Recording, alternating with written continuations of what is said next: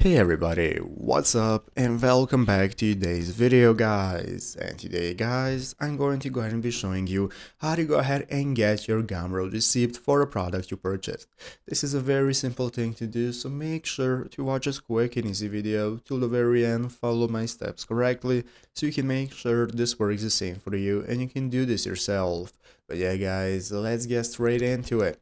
So the first thing we want to do is to go ahead and open up the official Gumroad website right here, gumroad.com, if you have not already. So after opening it up, this is going to be the main page you're greeted by.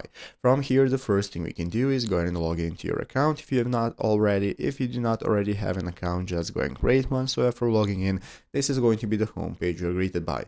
From this main page, now we can get started with accessing everything we need regarding our store. So here we have the home, products, collaborators section, and so on. So let's go and take a look at this help center article right here, or how to get your Gumroad receipt. So basically guys, how can we access our purchase content? So after checkout, you will receive your receipt with a link that takes you to your purchase content. So you simply want to click view content and enter your purchase email when prompted to access your purchase, and basically it's going to appear in your email. If you cannot find this email right here, even after you have successfully made the purchase and you have spent money, you're going to check your spam folder. Go ahead and check your spam and junk folder, see if it maybe ended up there. But if you cannot find the email, no matter what you do, it's nowhere in your mail, you want to contact them. Contact their help support, and you're going to explain what the problem is, that you cannot see the email, and they're going to walk you through how to fix it, and they're going to help you out, get your product. But basically in your email, you're going to have the view content option that's going to enable you to access your receipt, and that's how it's done. So I hope this video was helpful. If it was, make sure to leave a like and subscribe to the channel. Thanks for watching,